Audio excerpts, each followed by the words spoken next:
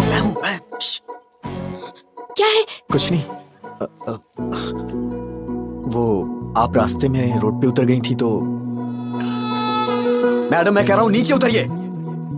दरअसल मैं नहीं उतारा था, लेकिन मैं ये देख रहा हूँ कि आप ठीक से हॉस्टल पहुंच गई या नहीं। ओहो, तुम लड़कियों के बारे में इतना अच्छा भी सोचते हो क्या? मैडम आपके भैया कल हैदराबाद आ रहे हैं, उन्होंने मुझे कॉल किया था। मैं जानती हूँ। आप जानती हैं तो भी इतनी आराम से क्यों सो रही हैं मैडम? मुझे क्या प्रॉब्लम होगी? वो तो तुम्हें मारने आ रहा है ना। मैडम ये क्या बोल रही हैं आप? हम दोनों के बीच एक अंडरस्टैंडिंग हुई थी ना, आप भूल गई क्या? Security! Madam madam madam madam